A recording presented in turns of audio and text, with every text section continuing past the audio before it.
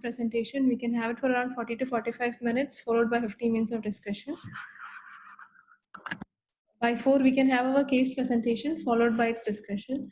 Thank you all for joining in. And I also like to welcome Dr. Anup Antony from APD and the entire APD team to be the observer of this program. Thank you. Over to Dr. Sridevi. Thank you everyone once again for joining in for the next session of ECO. Just a moment.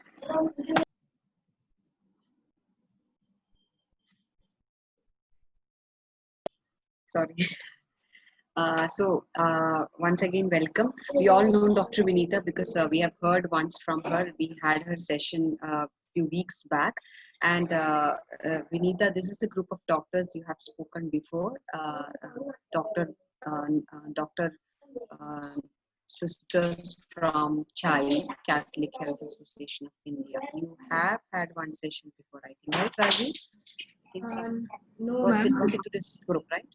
Not to this group. Yes, one communication session, something. No. Okay, sorry then. I thought you have already met this team. Sorry. So Dr. Vinita is a palliative care doctor. She was in Calicut and she was working with.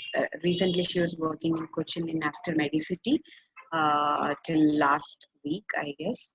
And she has done her post-graduation from Cardiff in pain and palliative medicine. She used to come and help us for sessions through ECO. Extremely sorry for the confusion. Welcome, Dr. Vinita. I thought you had taken a session for them before. That's why. Yeah. So these are all doctor nurses from various parts of the country, and they belong to Catholic Health Association of India. So they are basically training set of doctors and nurses every year.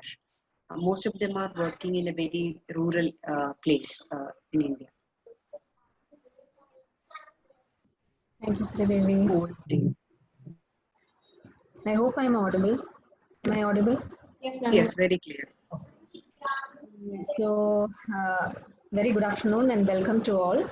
I don't know how it is in the places that you are at.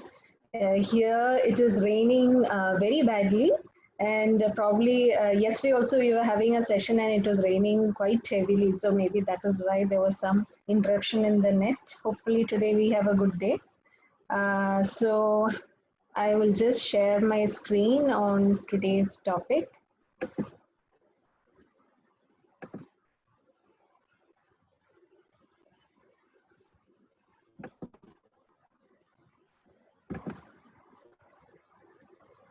Yeah. So today we will be discussing on emergencies in palliative care. So you would have had your first few sessions on what is palliative care and the different aspects of palliative care. And today we will be looking into emergencies in particular, how to manage it. So when I speak about emergency, what is the first image that comes into your mind? The first image that comes in, this is a medical emergency. When I say that, what's the first image that comes into your mind? This is a free discussion and we can just share ideas. And this is a platform basically to share ideas. It's a two-way learning here. So acute dyspnea. Dyspnea is the first. Yes, somebody who's coming in very breathless. Anybody else?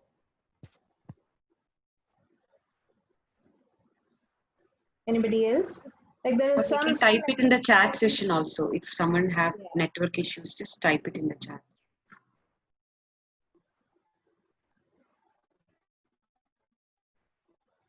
Somebody might just have to read the chat for me. I'm not able to see it on my screen. So someone has mentioned spinal cord compression. Yes, spinal cord compression. Someone might present with severe backache, or we'll be getting into that. So I would say severe chest pain, correct?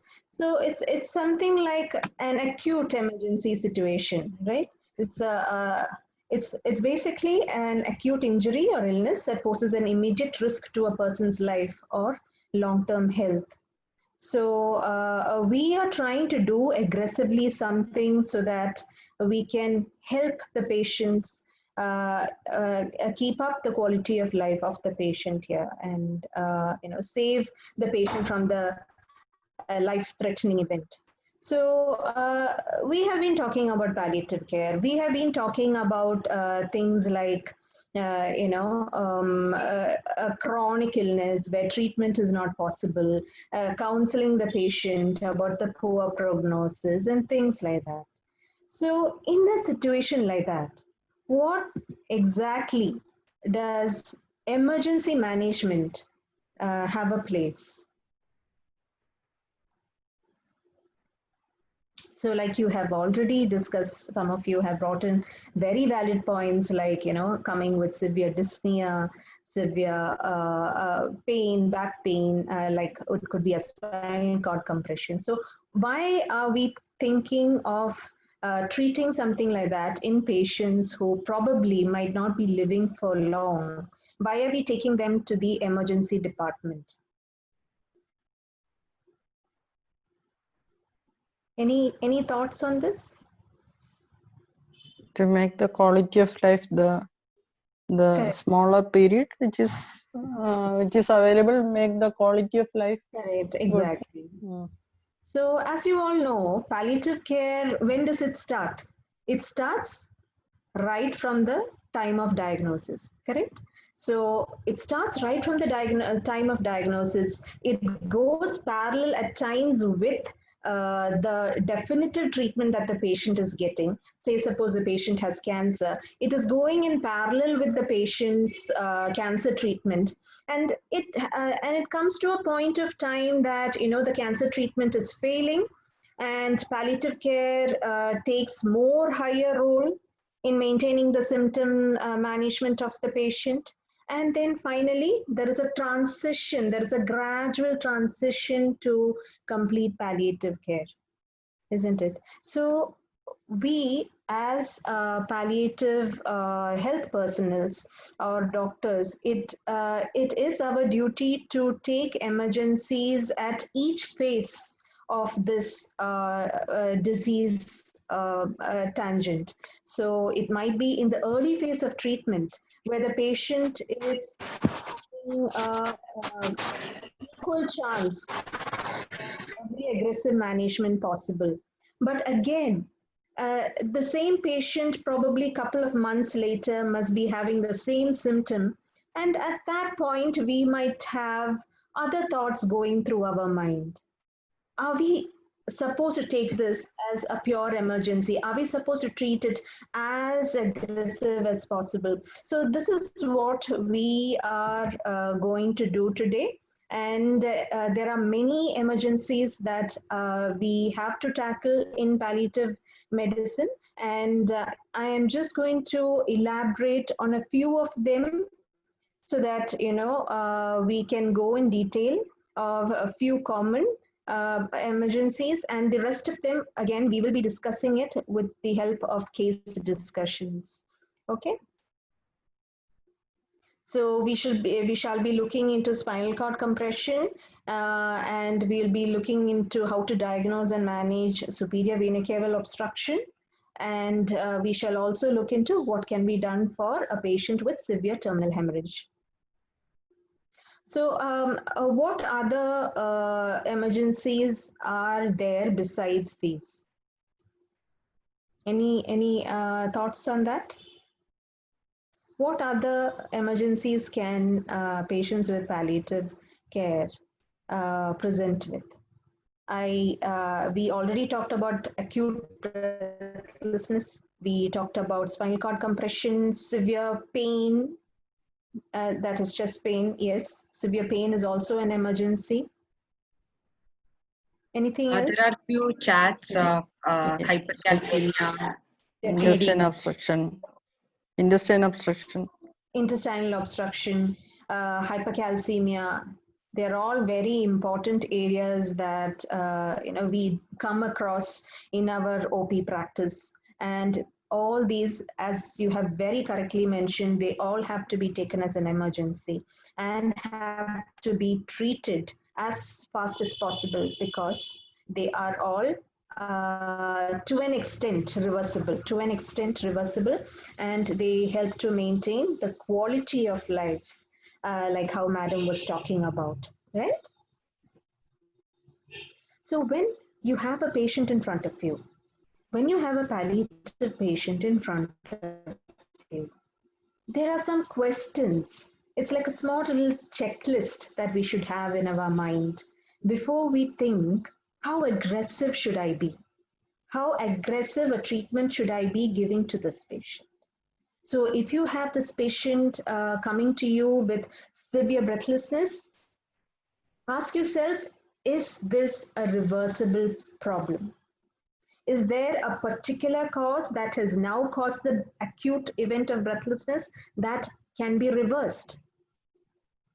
Or is it just that, it is a part of his carcinoma, the disease which is progressively increasing and is irreversible? Or you could even ask yourself, is whatever management that I'm going to do now, is it actually going to improve the quality of life of the patient? Or is it going to sustain the quality of life of that patient? Or, as we fear, is it actually going to pull down the quality of life of that patient?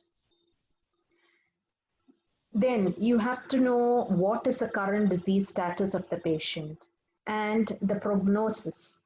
The patient might be having a metastatic disease, but in cancer. But as you all know, nowadays even cancers with secondaries, it is being treated aggressively and with effective outcomes. And the prognosis is not always very bad and very short, like how it used to be in the back then days. So it is equally important for us to discuss with the primary physician, if possible, on what is the current disease status and what is the prognosis of the patient. Now, another valid point, the patient's and the family's wishes. Do we always take into account what is the patient's wishes? Any thoughts on that? Do we always do that? Whose wishes do we usually look into? I'm sure all of you know this. Whose wishes are we always following? Families. The families, right? So it is most often that the patient is in the room, we call the family outside, we discuss the treatment options with the family, and it is the family's wishes that we are conducting. So this calls for the need for recognizing the wishes of the patient as well, because that is a very important part of medical ethics, autonomy. I'm not sure whether you've had a class on that, or I'm sure that you will be coming to that in the following classes. Now, treatment outweighing the distress caused by the symptoms. Whatever that you are trying to treat the patient with, you have to put the question in front of you, is the treatment that I am going to offer actually going to cause more distress to the patient than from what he is suffering now?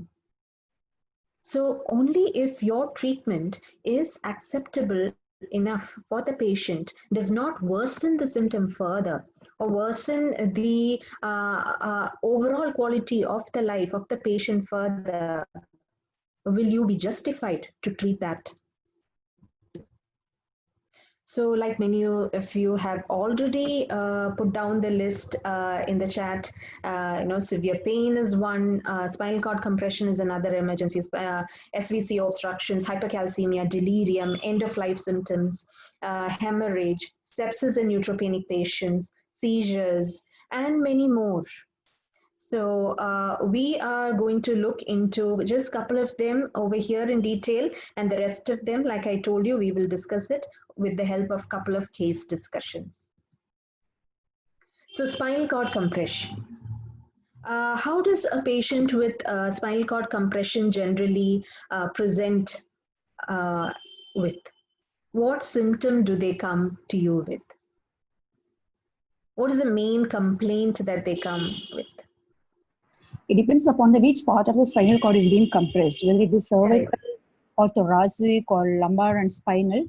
So if it is cervical, then it is really life-threatening because patient can go into respiratory depression. Exactly. And it is dangerous to life itself. If it is just a LS spine, then patient will have severe pain, sometimes paraplegia or sometimes even quadriplegia. Correct. Yes, very true. And what would they come and tell you? What is that that they would come and tell you? Maybe history of fall. There is one session. Sorry, there is one reply in the chat: sensation loss, paraplegia. Yes, they would say that I'm not able to feel my legs like how I used to feel them before, right? Or they might just say like how before somebody was saying they would have had a fall and they would probably be presenting with severe pain in the back, or it could be maybe just weakness, right? So like right now they could be probably presenting with this is just a diagrammatic representation showing the different levels of lesions and the corresponding deficits presenting as quadriplegia, paraplegia, and of course, like we just was discussing before, the lesions in the cervical area are one of the most dangerous that they could even present with respiratory depressions. So spinal cord compressions are seen in about 5% of cancer patients. 10% of patients with vertebral mets can develop spinal cord compression at some time or the other. They might present with very subtle changes very subtle signs in the early stages. So most often it is neglected. The patient comes to you saying, I do have some numbness in my limbs, or they say that, I feel like I'm not able to, walk around as much as I used to do before. And you just, you might just neglect it thinking that, oh, they are undergoing chemotherapy and, they must be tired and or that could be a reason for it, and that's probably how you would discuss it along. But we do have to consider the possibility of an early sign of spinal cord compression, and that is what I would like to highlight here. So actually, by the time the classical signs of the weakness settle in, it may be too late. So some of the malignancies like multiple myeloma, cancers of the breast, the lung, prostate, bladder, kidney, all these are cancers where the chances for skeletal metastasis is even more. And probably you could think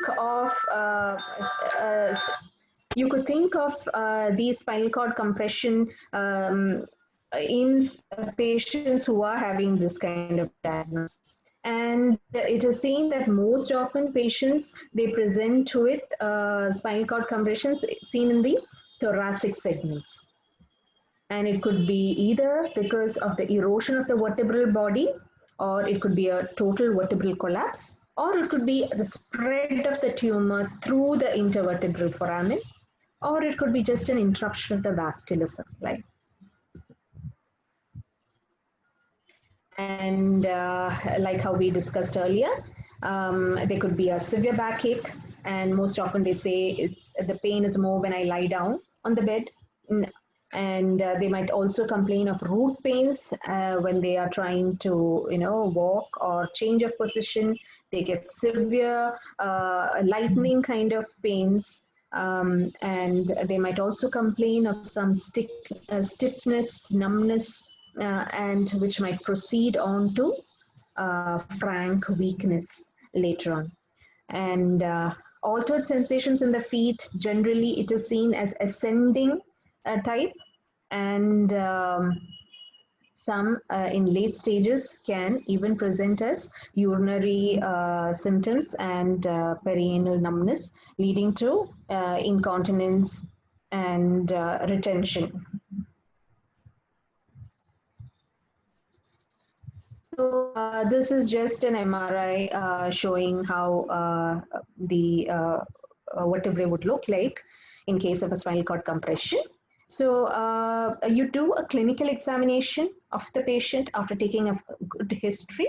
Take a good history of the clinical symptoms of the disease condition, and after that you do a very good clinical examination, check for the sensations, check for the power of the limb, and try to localize the lesion. Try to localize the lesion and further on we go on for investigations. Excuse me.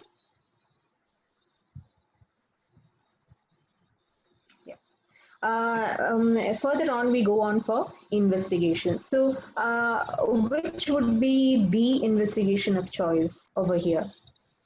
The MRI. MRI. Definitely MRI is the investigation of choice. But unfortunately, if we are at a setup where we are not able to access MRI quickly, we might have to depend on an X-ray. At least more than 50% of bone destructions, if has taken place, it can be seen very easily on an X-ray. And how do you go about managing such patients? Urgent intervention in 24 hours, because the later we get, the lesser the possibility for us to reverse the situation. So that is why we need to act quickly. Corticosteroids, again, dexamethasone. Steroids are given here, and dexamethasone is the drug of choice. Usually we give it a very high dose. 40 milligram is sometimes used, and it is given for about 4 days, and sometimes it is tapered if it is continued with other forms of therapy. If the patient is having severe pain, your priority should also be equally to address that pain.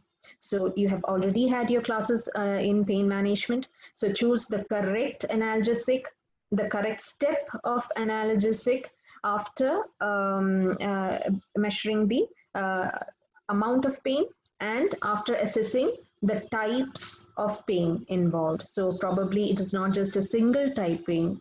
It might just not be a bone pain. The patient might also be having a mixed type of pain, a nociceptive and a neuropathic pain here because of the spinal cord compression and the root pain together. So you might be knowing by now what kind of drugs you should be combining to address that kind of pain. So I have given here options such as radiotherapy. Apologize for the spelling mistakes. I have given here some options like radiotherapy and surgery. So what do you think? I mean, who gets radiotherapy? Who goes in for surgery? Any ideas on that? I mean, something that we could discuss on that? How do we decide? Depending Yeah? upon stage of the disease, The stage of the disease you feel could be one reason. Any other? The radio sensitivity of the tumor. The radio sensitivity of the tumor is another point. If the cord compression has to be released immediately, then should go for the surgery. Okay, that you would say that you feel that the emergency also, the nature of the emergency also kind of calls for whether surgery or sometimes in order to rectify the quadriplegia or the paraplegia, if the cord compression has to be released, then emergency surgery would be indicated. Okay. We also see multiple levels of compression, right? In cancers? Yes, ma'am. Could be. Yeah. So there are situations where there are multiple levels of vertebrae involved, and you might see multiple wedge compressions also. But there is one another point. If it is, Yeah, Yes, let's doctor. discuss that. Yeah. Yeah, you were saying something. We could discuss that. Please go ahead. Yeah, if it is multiple compression, then patient will require radiotherapy. Correct. Exactly. That's what I was also coming to say. If there is multiple levels of compression, then we would have to think about radiotherapy. And if it is probably a single level, surgery would be a more better choice for the patient for spinal stabilization. And again, any other points? Maybe if it is a first presentation, patient never been of cancer or any other disease. And this is the first presentation that the patient has come with. We might need to know further what is the cause behind it, and probably a biopsy is also warranted.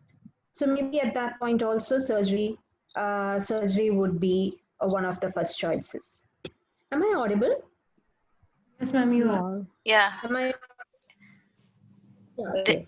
Because it just told my internet is unstable. Yeah, okay. So that again is another situation where we go in for surgery. Then like there was one mention about whether the tumor is radiosensitive. Likewise, sometimes some tumors are very chemosensitive also. So in such situations, we also think about adjuvant chemotherapy for such patients. Say, for example, I would say some tumors like the lymphoma masses, which are causing such compression. Lymphomas are said to melt away with chemotherapies and steroids. So in such cases also, chemotherapy can also be another choice. And definitely this calls for an interdisciplinary approach. There is no one person that can bring a completely 100% outcome for a spinal cord compression patient. There is a lot of involvement from the physiotherapy rehab side as well. So like we were just discussing indications for surgery, tissue diagnosis, deterioration during radiotherapy, that also, bone destruction with spinal instability and cervical cord lesions. Yes. So who gains finally the ability to walk? 70% of those patients who came walking to your OPD will be able to go back walking. 30% of those patients who presented with some numbness and came to your OPD will be able to go back walking. And 5% of patients who were wheeled into your OP because they have already become paraplegic, only 5% of those patients will regain their ability to walk. And generally, those with spinal cord compression, they carry a poor prognosis, and only 1/3 could survive for a year. So long-term management for these patients, mobility, the spinal cord, care, bowel interventions, urinary system management, because most of these patients could be on Foley's catheter.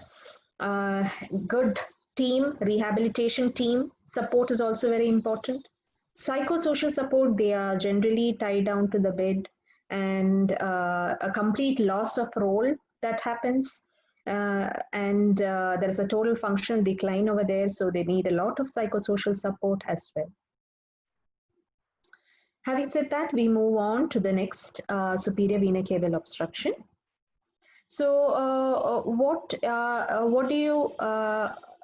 are the symptoms that have you seen in patients who have come to you with SVCO obstructions? Or how do they look like? What are the symptoms they come to you complaining of? Facial edema. Yes. Congestion over the chest and the neck. Yes. Erythematous lesions over the upper chest and the neck. giddiness, giddiness and breathlessness. Yes. Yes, with all the congestion, you will have a lot of engorged veins. Correct. So I think we've we have kind of covered a couple of points there. So superior vena cava obstruction, it is caused by tumors in the mediastinum, preventing the venous drainage from head, arms, and upper trunk. And it can be commonly caused by carcinomas of the lung, lymphomas, cancers of the breast, esophagus, colon, testis. Benign causes for mediastinal tumors causing SVCO obstruction is quite rare. So the mechanisms, it can be either that there's a huge mass which is just sitting on top of the superior vena cava and causing an extrinsic compression, or it could be that the tumor has invaded into the vessel, or there can be intraluminal thrombosis. And it is usually quite common that patients with cancer for chemotherapy, they are put on central lines, peripherally inserted central lines. So there are thrombosis formed in the ends of the central line. This is not just because they have a central line in situ, it's also because there is a high probability of thrombosis in patients with cancer. Usually it occurs over weeks or months and gets time to develop collateral circulation. So it can be missed in the early time sometimes. So when it occurs acutely, it becomes an emergency. So like you just said, there could be a facial edema, there could be breathlessness. So the patient might probably present to you with the late signs of severe breathlessness. So that's a list there. Dyspnea, it could be because of tracheal edema. There could be even stridor that they present to you with. I remember there was a couple of months back, we had this pregnant lady. She was an IT personnel from Chennai, and a very young lady.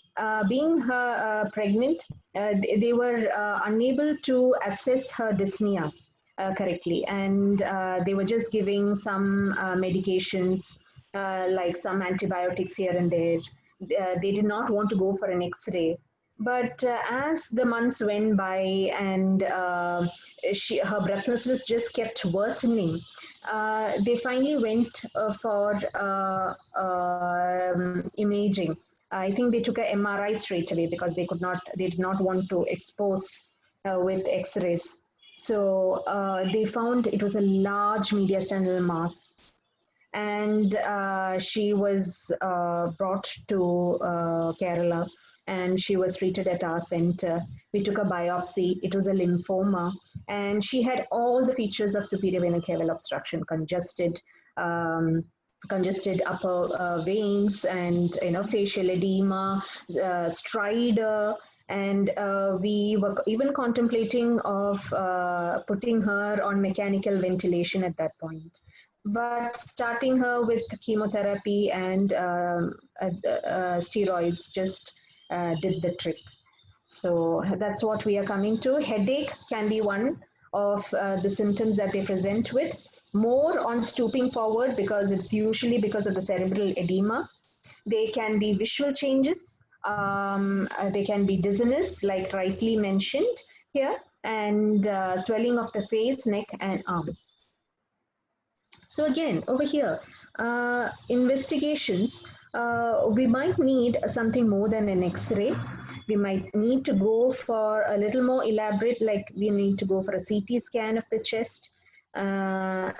Or sometimes if we plan to put a stent, a IVC stent, we might have to go for a venography. But again, these are some things that we do at higher centers. So how do we manage these patients? They have to be admitted. They have to be treated on an emergency basis. So that if your patient is breathless, you will have to make him sit upright and maintain calmness. Why are we talking about maintaining calmness in the patient with a severe breathlessness?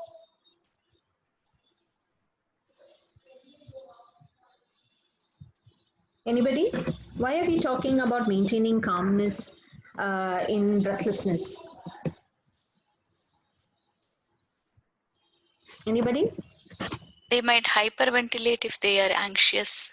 Yes, anxiety. That is what I would like to bring to notice. That I would like to discuss that anxiety and breathlessness. It is a vicious circle, right? So we will have to break the cycle by maintaining calmness, and we might have to give benzodiazepines if required. Again, like the previous scenario of spinal cord compression, again steroids, again corticosteroids, dexamethasone again comes to the rescue. We start at a high dose of 16 to 24 milligram IV, or it can be given subcutaneously. If the patient is alert enough and he is fine, probably even oral tablets can be tried. And we have to also continue it for about high dose 4 days and then start tapering it down. Try to combine it with diuretics like furosemide, and oxygen trial can be given, and you can also treat breathlessness with opioids. Is this familiar to you of giving opioids for breathlessness? Has the discussion been done in the previous classes? Yes, it's done. Okay, right. So that's where opioids like morphine has been very, very helpful. They actually help to calm down the severe breathlessness of the patient, and it does not put the patient to respiratory depression. That is something that is always misunderstood among most medical fraternity and the common man. So it only helps to calm down the patient, and by decreasing the carbon dioxide sensitization in the respiratory center. And oxygen trial, the word trial is given here because we check for the improvement in symptom by giving oxygen. And if the patient is having a good amount of improvement, we tend to continue it. Or if it does not make any difference to the patient, and if it is a terminal patient, we use it only as boluses. In case of any strenuous activity, we give a bolus. I think that will be dealt more in your classes on respiratory symptoms. So again, over here, there is a role for radiotherapy and chemotherapy according to the sensitivity of the tumor. SVC stents also might have a role, and the feasibility, it depends on the disease condition and the center that we are working at. Now we come on to the next, that is hemorrhage. So we have been seeing patients with hemorrhage. They, if it is cancer patients, we probably have seen patients with GI malignancies complaining of blood in vomitus. Patients with carcinoma of the lung, they probably complain of blood in sputum. Or there are some patients with huge, also proliferative masses which bleed torrentially. So there are several situations that we come across, and we need to know how to manage hemorrhage. So in the event of severe hemorrhage, risk of bleeds is significant, and it is very important to bring about a discussion with the patient and family, and pre-hand sometimes before an event actually occurs. Because, for example, I shall say, what if the patient had a huge tumor, a lymph node mass, a cervical lymph node mass, and which is sitting right on top of the carotid? And there's a huge ulcer over there, which is getting worse and worse. And you know for fact that in a couple of weeks' time, that tumor is going to erode into the carotid, and the patient is probably going to die. So it is very important to discuss with the family and the patient about the probable chances and how you could tackle the situation. So hemorrhages, severe hemorrhages are usually seen in malignancies, or it can be because of the treatment, the drug that the patient is getting. Like some of the previous managements that we were talking about, where we were using high dose of corticosteroids, these itself can sometimes backfire. They can itself cause GI hemorrhages. And what about the NSAIDs that we use? NSAIDs, if they are prone to cause gastric ulcers in that patient, it can also lead to some amount of hemorrhage, or NSAIDs even causing thrombocytopenia in some patients. That can also be the cause for bleeding. If the patient is having clotting deficiencies, thrombocytopenia or hepatic insufficiencies, where the INR is deranged, or the patient for other reasons are put on anticoagulants, probably the patient has a deep vein thrombosis, etc. So all these increase the risk for hemorrhage in such patients. So how do you manage mild bleeding? You can go ahead with palliative radiotherapy, or you can give local pressure, or you can give ethamsilate in forms of injection or oral tablets. Is there another way that you can give these hematostatics like tranexamic and ethamsilate? I'm sure you are all familiar with IV use and oral use. Any other way? Would anybody like to add to that? Direct application, ma'am. Direct application, yes. It has been found very useful in many of the settings, that especially when we go for home care settings, a large ulcer dressings are required, and we use local tranexamic acid or ethamsilate to control the bleeding. How do we put it, ma'am, on a gauze, like soak a gauze piece and put or something like that? If you have an ampule, you can pour the solution onto the gauze and probably cover. Or generally what we do is that we crush tablets of tranexamic or ethamsilate along with sucralfate tablets. Along with sucralfate and metrogyl tablets, and the powder is applied. That's how we generally do. So this is for mild bleeding. And now when it comes to acute bleeding, there is a lot of anxiety. The patient is anxious. There's huge blood spill that is happening, and definitely the family is also devastated with what is happening, and it becomes important to calm the atmosphere, and it becomes important to maintain the airways of the patient if it is obstructing, if the patient is vomiting out blood. And local control, if possible, can be tried. And in case of terminal situations where there is only to a point that we are able to control the bleed, we might have to even think about mild sedations for the patient in order to calm the patient.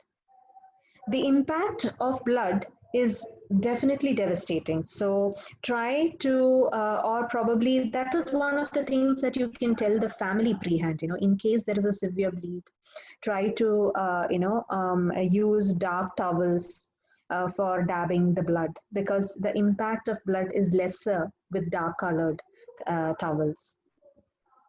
Again, support to the family is very important because they are also in a very helpless situation. So that gives us 15 minutes more to discuss on a few case presentations. Now, these are a few case presentations that I will want a lot of input from your side. Till now, I was doing most of the talking. So now I would like to hear more from your side. Okay, we'll just go through it quickly. So Raj is a 63-year-old gentleman who has been on androgen blockade for carcinoma prostate. He came to you today with complaints of severe back pain with a pain score of 9 on 10 and has some numbness over both the lower limbs. What is your action plan? Can I have answers? Look for features of bone secondaries. Yes, definitely. It's a carcinoma prostate, which is high susceptibility for skeletal metastasis. Definitely. So So looking for MRI. You can ask for an MRI because you are suspecting Metastasis. metastasis, spinal cord compression. spinal cord compression, because the patient has already started telling some numbness, right? Evaluation is going on. We can start steroids as well, ma'am. Yes, yes, yes. If the patient has started with numbness, you are justified in starting steroids. Yes. beforehand. What is Yeah, this? yeah. And your action plan? We should make him lie down flat, not move him much. Yes.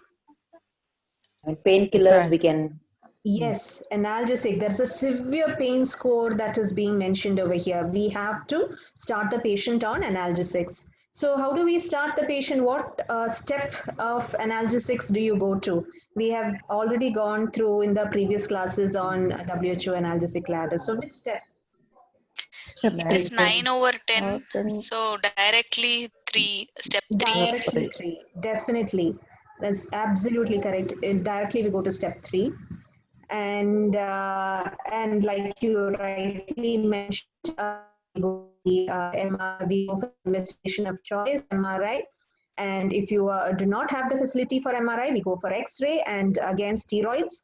And if spinal cord compression is diagnosed and confirmed, we go for the Radiotherapy. radiotherapy or surgery, however. Okay.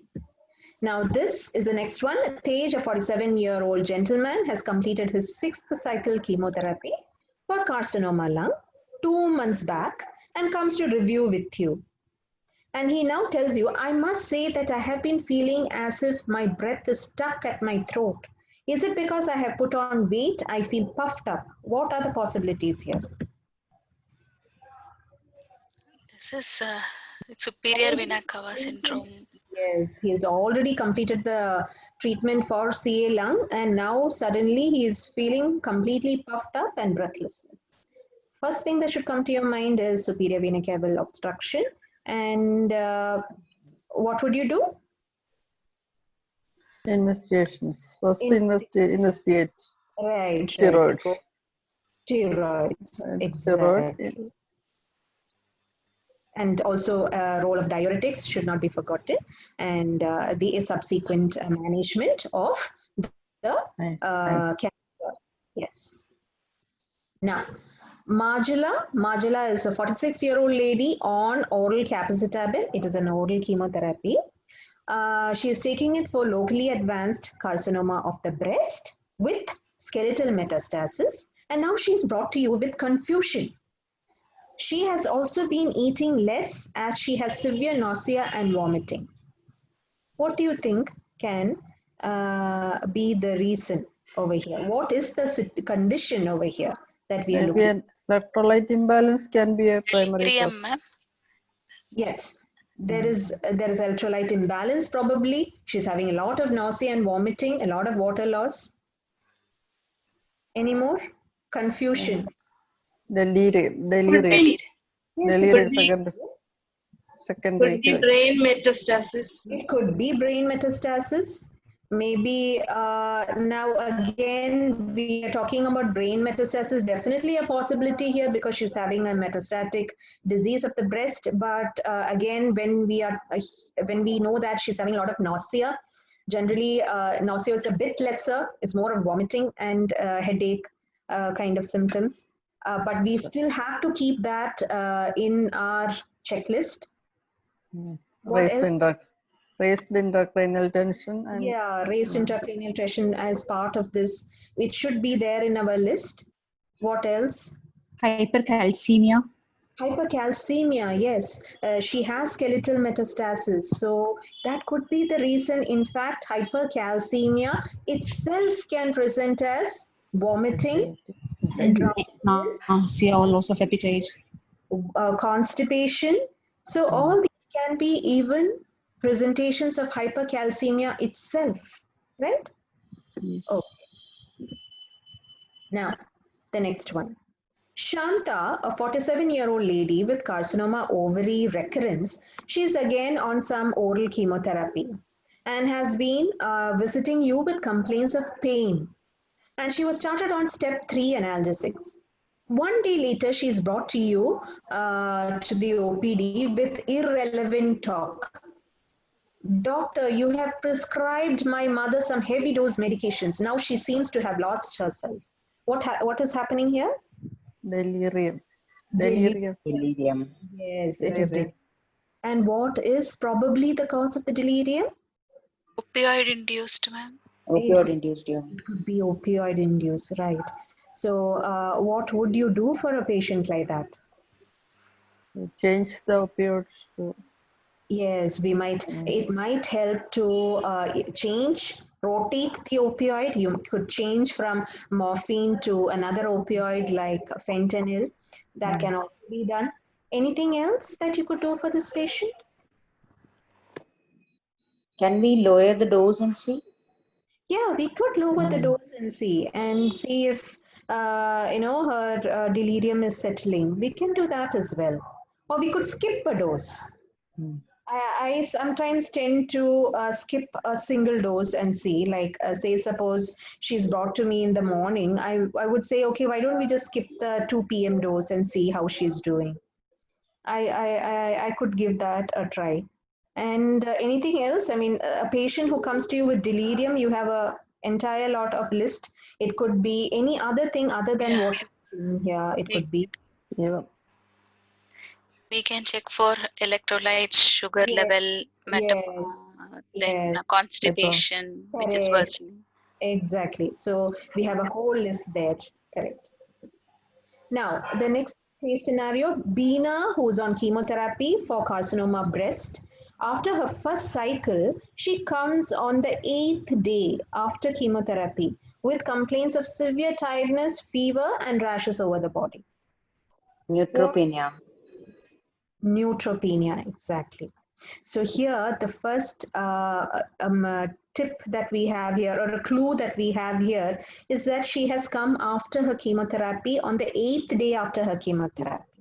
That is the biggest clue that is leading us to the diagnosis of neutropenia. Because generally, after chemotherapy, say about after a week, there is a small fall in the counts, and which generally comes up by the 14th day or so. And at this time, when there is a dip in the counts, is when the patient can get infections and present with fever. So, do we treat all fevers as neutropenia? No. No. No. No. It is only above which temperature? 101, 100 or 101? Yes, exactly. That would be above 100 is only when we take it as a significant temperature. And what do you do? How do you start the treatment? Initially, without antibiotics, first the paracetamol alone. And if the fever, depending upon the spike, then we can take the culture if there is a need. Mm-hmm. Generally, we also what we usually do is that if there is a neutropenia which is confirmed and the patient has a significant fever, at that same point we go for the cultures and we start the patient anyways on empirical antibiotics. That is what we generally do. And rashes, they have also mentioned rashes. Why has Beena developed rashes? Platelets also. Yes, it could be probably some ecchymotic or petechial areas that are seen on the body, right? So that is what I would just like to discuss. Another emergency in palliative care, neutropenic sepsis. So with that, I think I have covered some more of the emergencies in other than what we have discussed in detail. Now the topic is open for discussion. Thank you so much, Vinita. We can take up a few questions before moving on. Yeah, we have some time for the case presentation. 5 to 10 minutes we have. Any questions from the participants? Any of the emergencies that she was mentioning today? Doctor, if there is a case of CA cervix and the patient is bleeding, what we can do? In case of CS cervix, again, the bleed is highly torrential and local pressures might not probably give too much of relief. So we will have to anyway start hemostatics like tranexamic acid. If the patient is having heavy blood loss, we might have to give also blood transfusions. And again, to control the bleeding, hemostatic RT. Hemostatic RT is what is a treatment of choice for that patient.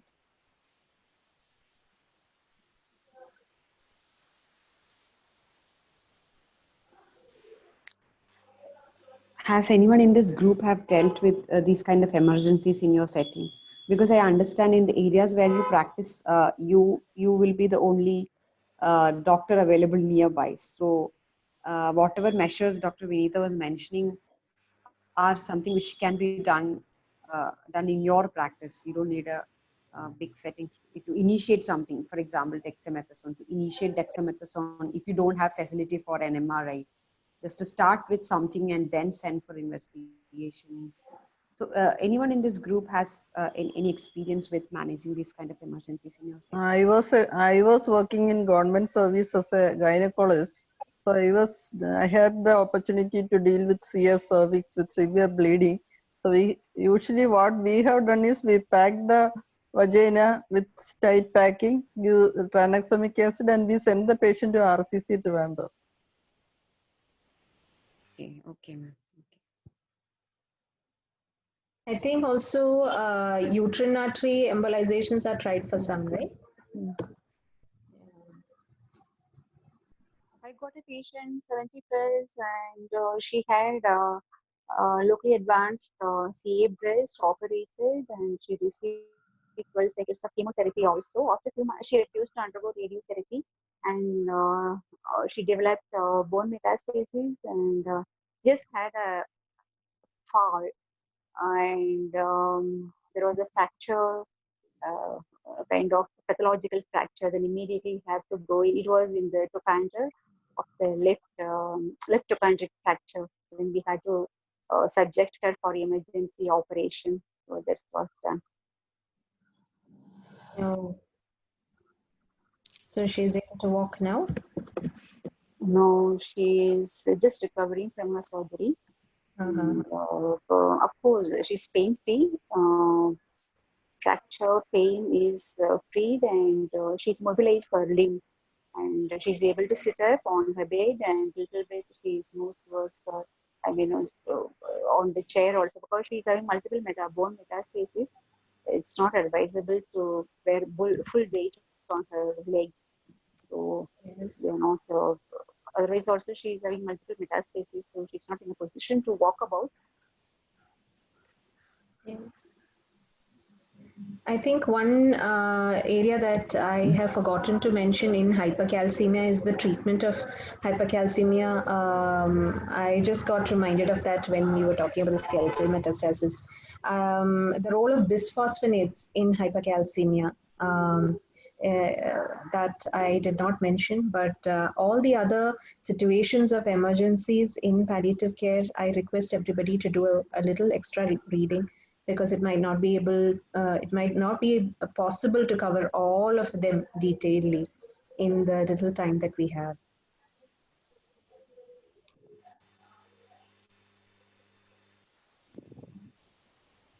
So Vinita, in your practice, how the early preparedness of the family and the patient have actually helped you in managing this kind of emergencies?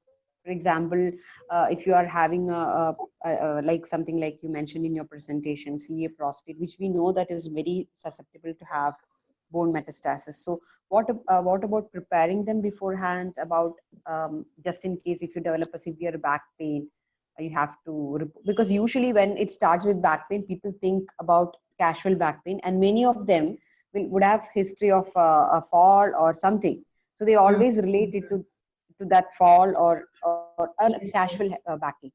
So how even the bleeding, we know that when it is near to the major vessel and whether it is progressing. So how far the preparedness have helped you in your practice? I think in terms of this, the backache, the spinal cord compression issue, one thing that I often, most of us tend to burn our fingers on this. Like they come to us with backache, and the patient definitely, they'll have some reason for it of their own. Like I took a long travel and I happened to be sleeping yesterday in an awkward position in the bed, and they have some reason to which they think that is the reason which is giving them the back pain.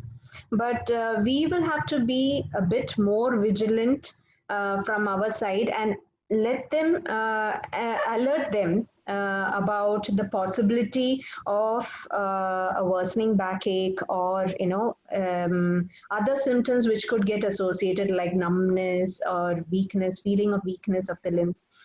Tell them that if there is anything that you feel as such, please let us know immediately. Because most often what happens is that the patient comes and tells, I'm having a back pain. We tend to give analgesics, and because the pain is abolished, they tend to walk more, they tend to do their routines even more, and which could probably work in a wrong way and cause more damage. So we try to alert them, if there is anything, any numbness that you feel, please come immediately. I mean, that is one thing I have always kept in mind whenever I see patients like that.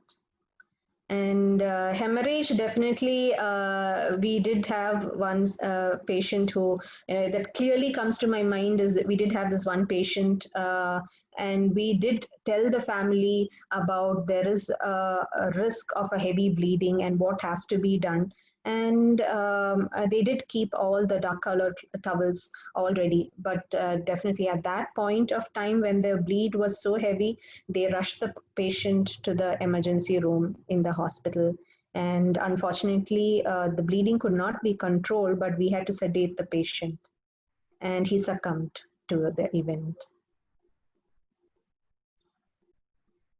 So from our side, we in our IP setting, we whenever there is a patient in which we anticipate severe bleeding, we keep that whatever the crisis tray, which has dark colored towels and midazolam or haloperidol, whatever medications we need, in a box, which will be kept under the coat of the patient.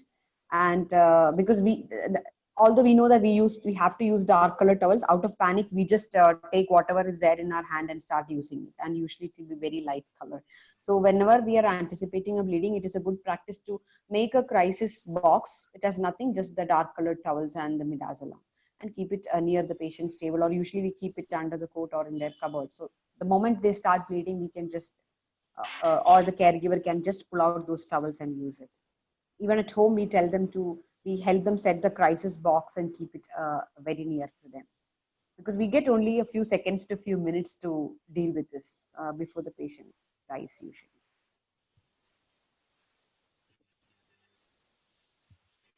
Any last question before we start the presentation?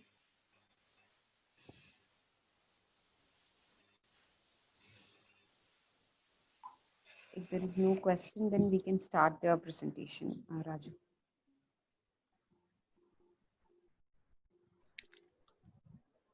Hello, very good evening to everyone. Can you hear me? Yes, ma'am, we can hear you. Okay, I'm Dr. Sister Lily. I am working as a gynecologist in Maharashtra, Assisi Seva Sadan Hospital. This patient whom I am going to present, with her I came in contact just 1.5 years back when she was getting ready for her surgery. She's a 56-year-old female, and she was diagnosed with a meningioma at the level of D9 to D12 with the compression of the adjacent spinal cord. She is also having hypertension At present, a decubitus ulcer at the gluteal region and a burn injury on the right foot. Next slide, please. Now I went to her house to visit her. Then I found her with a burn injury on her right foot 1 week back. She also complains of stiffness of her right lower limb, and also she complains of constipation. Next slide, please. Her history of illness, she presented with, I do not know the exact sequence of her presentation of symptoms, but what she related to me was that she started having low backache 5 years back, then which slowly and gradually increased, involving both her lower limbs. She also had numbness and tingling sensation of both legs. Gradually, she found it difficult to walk without support. And she had moved from one doctor to another for her these complaints of pain and weakness of her lower limbs, both the modern medicine as well as to the alternative medicine. She had around 3 months of massage and Ayurvedic treatment from different centers. And finally, she was referred to a neurologist where MRI was done and she was diagnosed as meningioma 2 years back. Then she was referred for surgery 1.5 years back. Laminectomy and excision of the space occupying lesion was done. And following the surgery, she got good relief of her pain. But postoperatively, she developed paraplegia. She was on Foley's catheter and on diapers till 6 months back, almost 1 year after till postoperative period. Then now she is able to stand up holding the handles of the wheelchair, and with the support of her family members, now she is without Foley's catheter and diapers. She is able to manage her personal needs. Now 1 week back, she has this habit of pouring the water before taking bath on her leg, and it was very hot and she burned her right foot 1 week back. And she also has developed a pressure ulcer on her right buttock, which is stage 2. Next slide, please. On examination, her general condition is good. Her BP is 150 by 90 millimeter of mercury. All systems are within normal limits. She is conscious oriented, but she has both lower limb paraplegia. On local examination, she has got a 3 to 4 centimeter ulcer on her right buttock, and there are multiple blisters on the dorsum of her right foot. Next slide, please. Unfortunately, I do not have all her detailed investigations and treatment what was being done during this 1 year after her postoperative period, when she was really discouraged and all. She has destroyed all her treatment papers. I got only this discharge card paper which was with her son, and from which I could found that this MRI was done on 16th of December 2018, which shows a moderately enhancing large, relatively well-defined intradural mass lesion in the dorsal spinal canal on right side, extending from D9 to D10 disc level to mid-body of D12 vertebral level. A large intradural extramedullary space occupying lesion suggestive of meningioma or neurogenic tumor. Lesion causing significant compression of adjacent dorsal spinal cord. After getting this MRI spine done, she was gone to a medical college hospital where she was treated, and she was done laminectomy on at the level of D9 to D12 and near total excision of the space occupying lesion done in December 2018. Psychosocial aspects. Her family consists of her husband, who is a retired driver. She has got 2 sons and 2 daughters. She lives with her husband and younger son, who stays away from the home for work. Husband takes care of all her needs. He is unable to go for any work because she is bedridden. She is in good relationship with her daughter-in-law and grandson, but feels bad to trouble them for all her personal needs. She weeps in silence sometimes. Her life is confined to the wheelchair and bed. She feels a sense of uncertainty of the future, how long to continue like this and who will take care of me. She also feels deluded for the hope of recovery after surgery, because it was with much hope that she had opted for the surgery, and for 1 year it was very tough for her to accept this situation. And she regrets for having spent lots of money for the surgery. Following the surgery, and as she could not recover as she expected, she has lost her trust in doctors and medications. Now it is she who decides on her treatment. But she is very happy that the excruciating pain which she was suffering before surgery, that has subsided after the surgery. Her morale improved in the last 5 to 6 months after the surgery now, and after she has accepted the reality that now she cannot walk. Her faith in God and support of others who pray with her and for her has helped her during these last months to improve her situation. The medications now she is on, which she has selected from the long list of medication which she was prescribed after the surgery. Now only these two medicines she was taking, that is one for her hypertension, Teleact, combination of telmisartan and amlodipine, and another tablet for preGABA and methylcobalamin and nortriptyline. And now recently I have added these medications for her constipation, Bisacodyl 5 mg, 2 tablets, and Tab Shelcal, and the Silverex cream for her burn injury. Next slide, please. Her main concern is her thinking of her future, how long to depend on others, and as the age advances, what will I do? And she also is worried that her husband is unable to go for any work because of her. And another thing is she has decided to have no more treatment for this problem for her, because she feels that she has spent already a lot of money for her. Next slide, please. Summary. A 56-year-old female presented with complaints of backache and numbness and weakness of both lower limbs. She was diagnosed with a meningioma at the level of D9 to D12.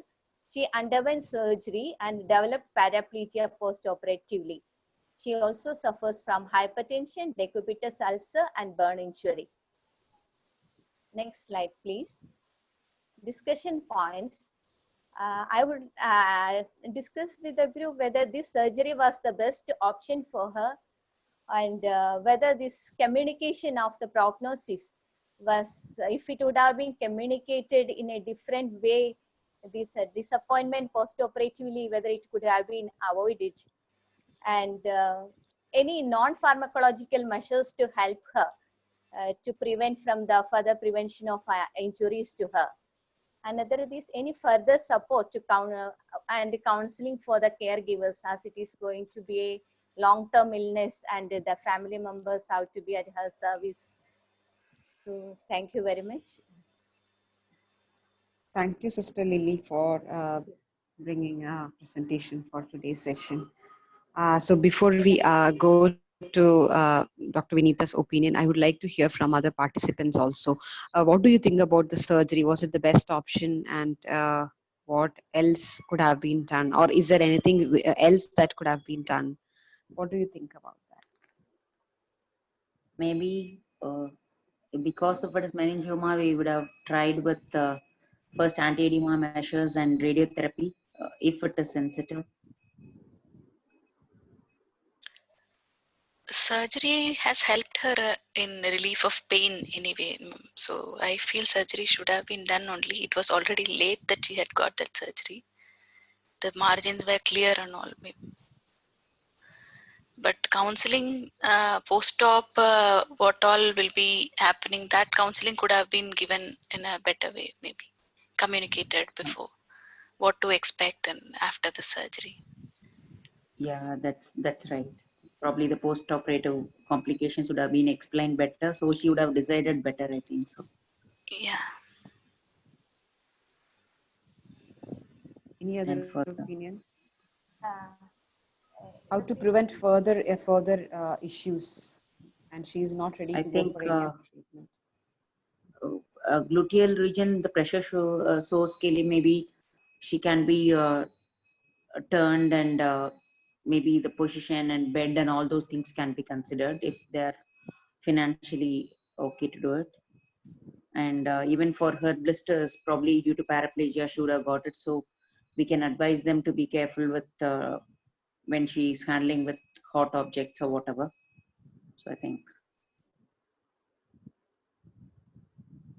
Sister Lily, so she has sensations over both lower limbs. No, She's a paraplegic, right? she's paraplegic. No But still, she checks the hot water on her legs regularly. Yeah, she says, yeah, that is her Very habit. dangerous, right? Yeah, that's her habit of doing. So she did, but that day it was very hot and that got burnt. Yeah, I slightly got confused because she knows that there's no sensation and there is no point in checking the hot. And it is very dangerous because we don't know how hot it is going to be.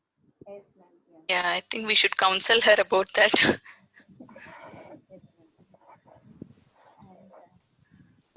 And for 1 year period, she had a very tough time after the surgery because she lived in a lot of hope that she'd be able to walk. But after the surgery, so that 1 year was very difficult for her. Now she has accepted the situation that she cannot walk now. But she now, recently, she's very happy too. But the 1 year post-operatively, she had a very desperate period.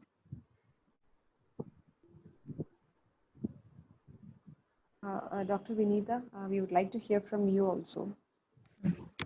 Yeah, I was just listening to what everybody had to say, and pretty much all the points have come up. And I too am of the opinion that surgery was probably the best choice for her.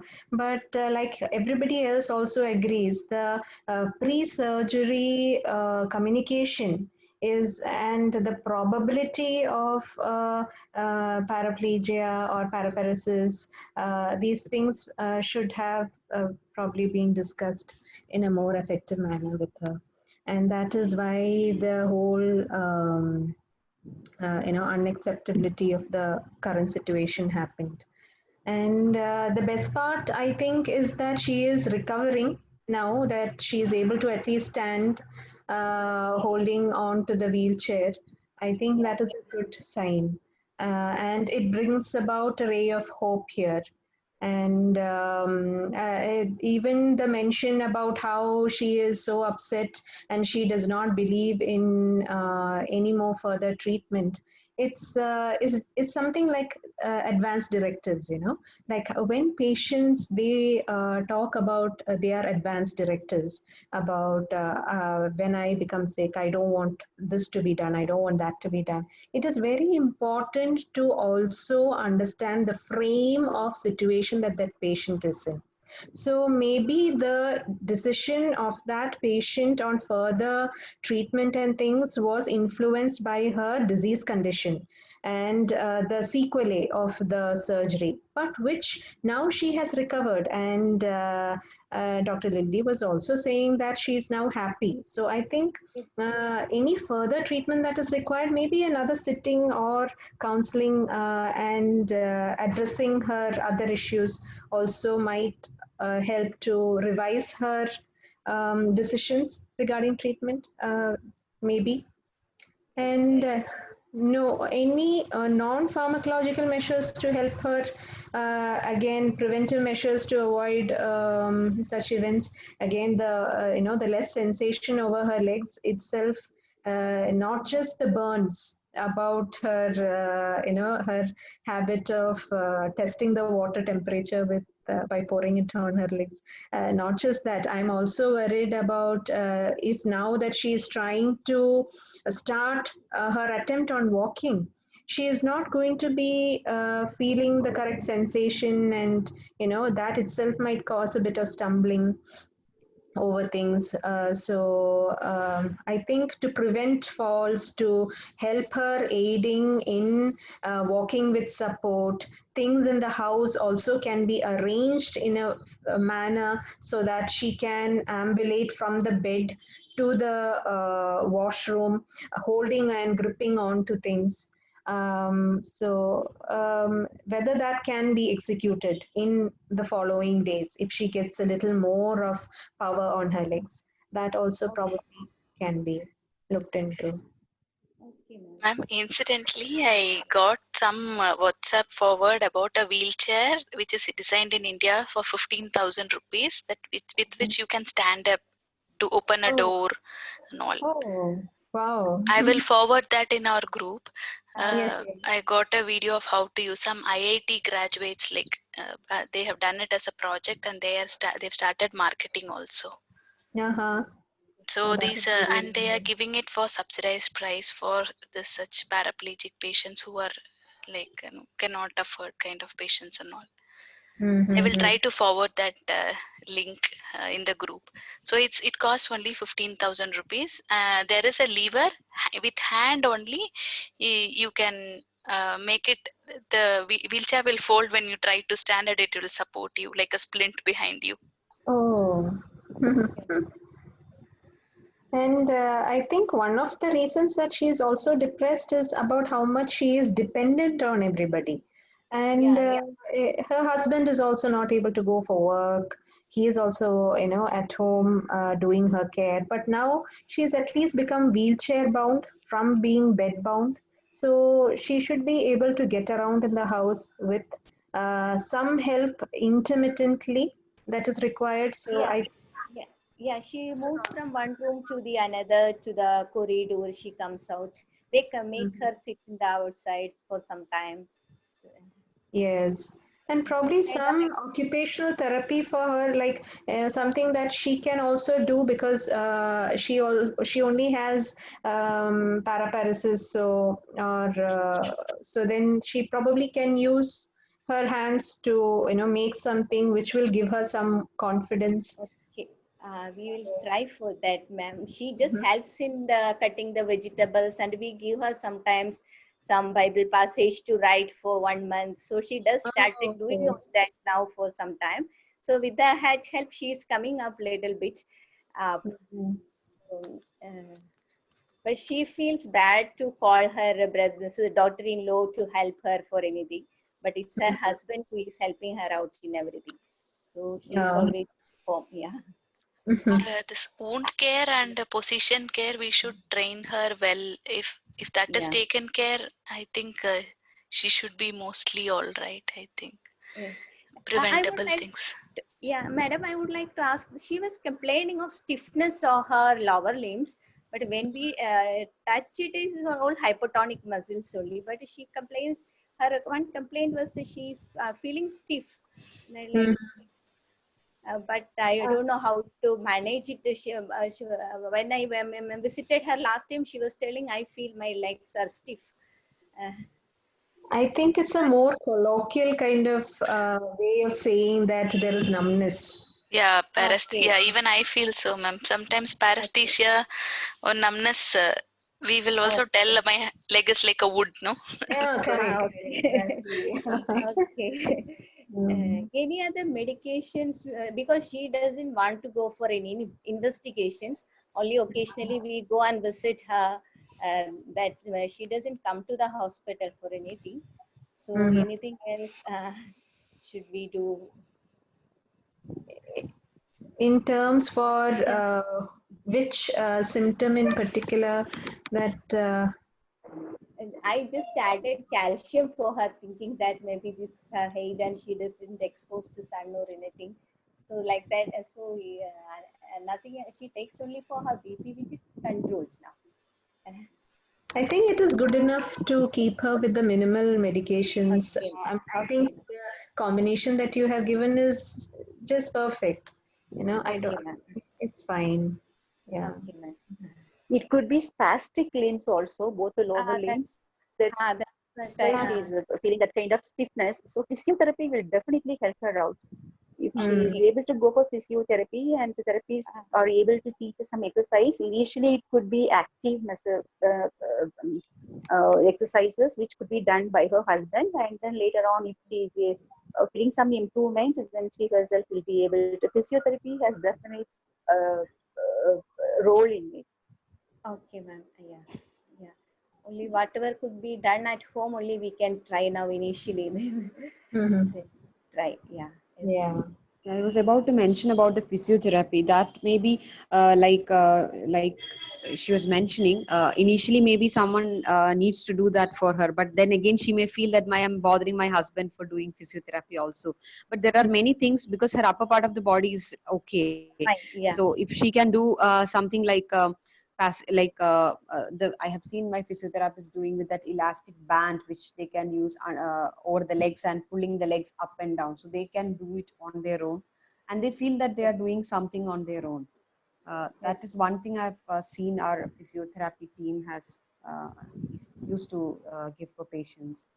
If they don't have the elastic band, you can actually use a dupatta or something and Okay. just hold it around the foot and keep it on both ends in your hands and try to keep the legs moving up and down. Even though she has bed sores, they say you can actually do that movement. So she doesn't have to depend on anybody to do that. Okay, ma'am. Why is she given this combination medication? Was she having any neuropathic pain for the pregabalin nortriptyline combination? It was given post-operatively right from the after the surgery, and Okay. from that list she has selected these two with which she feels okay.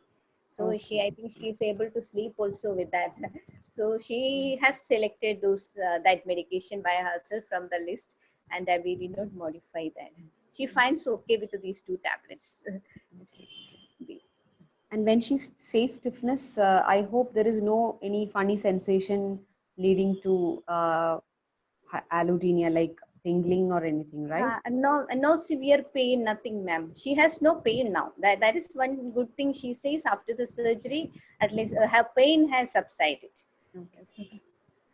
No and crawling sensation or Nothing, tingling ma'am. or anything. No abnormal sensation. No. Because whenever they say something different sensation, you have to make sure that it is not something related to neuropathic pain. They may not come Okay. out readily with the that's like a shock like sensation burning. They may not come up with those terms actually. So like some of our patients used to say that I can't sleep at night just because that my bed has lot of ants. So it is actually a neuropathic pain. There were no ants in the bed. Or one person told cockroaches on the bed. So, and there were no cockroaches, but it was just she felt that crawling sensation inside her leg. So she had a lot of neuropathic pain. So just make sure that she is not having any funny sensation. Okay, ma'am. We are not sure whether this medication also has masked her pain. So we can also try and see, because she's taking pre-GABA as well as nortriptyline. Maybe you can Yeah. reduce the combination into just pre-GABA and methylcobalamin, and because she has got long way to go, and now we said she is taking this means in future if she is in need of multiple drugs, then you can try with that. So now we can, if possible, we can modify the drugs. Okay, ma'am. You mean we'll try to stop this pre-GABA for a few days and see? And That could be one of the possibilities, or you just give her only pre-GABA plus okay, ma'am. methylcobalamin. Yeah. Okay, ma'am. Okay. Anything from Dr. Vinita before we wind up today's session? Especially on reducing the medications, you want to just take out one component like either pregabalin or nortriptyline and see whether she's okay. I'm just thinking, like, knowing her kind of psychosocial kind of issues and things like that, how she was quite depressed. I would think that maybe nortriptyline combination would be a better drug for her rather than the pre-GABA methyl combination. Like if I was asked to select one, I probably would be thinking, wouldn't nortriptyline be a better drug for her? So that the depression is also kind of kept a check on. Yeah, totally agree. And I think the cost would be more effective if you choose nortriptyline than that of And pregabalin. pre-GABA, yeah. So we can try that also. Like we don't know Okay, ma'am. because it started just post-operatively. So and Yes, she's ma'am. Yeah. continuing to take. So thank you so much, everyone, for today's session. Thank you for joining in. Thank you so much, Dr. Vinita, for your time and your wonderful presentation as always. Thank you everyone for the interaction from your side also. So there is a feedback link in the chat session. Kindly fill in the feedback before you leave, and we see you on next Friday with another session. Raju, anything else you want to say? No, ma'am, nothing. Thank you all for joining in and for the active participation too. So we can see you next Friday. Bye. Thank you, everybody. Thank you. Bye, Sridevi. Bye, Raji. Bye. Bye.